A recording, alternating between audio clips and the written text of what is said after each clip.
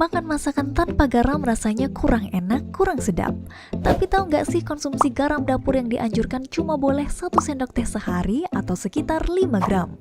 Kenapa ya kita nggak boleh banyak-banyak konsumsi garam? Ini kata dokter.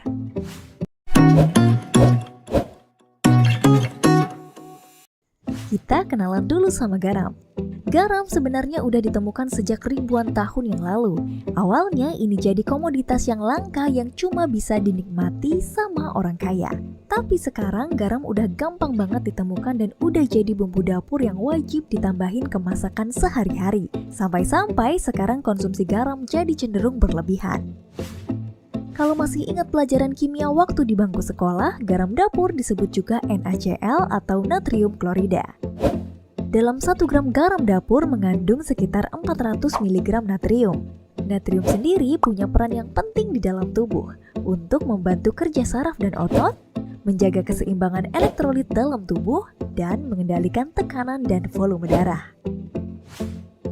Tapi hati-hati konsumsi garam berlebihan, maksimal dalam sehari hanya 1 sendok teh garam setara dengan 2000 mg natrium. Kelebihan konsumsi natrium biasanya dibuang sama ginjal melalui urin. Tapi kalau terlalu banyak natrium, ginjal kesulitan membuangnya dan natrium akan menumpuk di darah. Natrium ini punya sifat bisa menarik air di luar pembuluh darah untuk masuk ke dalam pembuluh darah, sampai bikin pembuluh darah jadi penuh dan tekanan di pembuluh darah jadi tinggi. Jika berlangsung terus-menerus, bisa bikin penyempitan dinding pembuluh darah.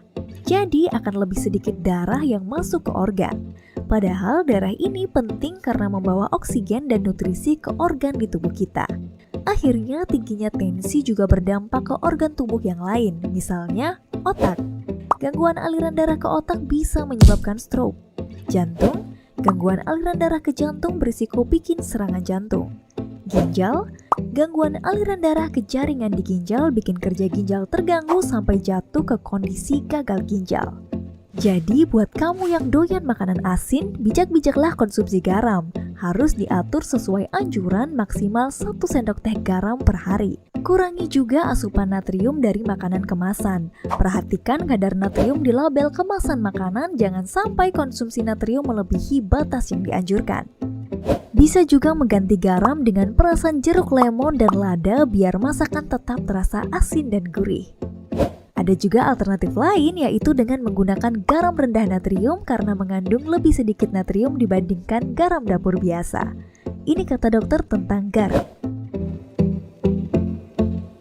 Terima kasih sudah menyaksikan video ini. Dukung terus channel Ini Kata Dokter dengan like, Share, dan subscribe. See you on the next video.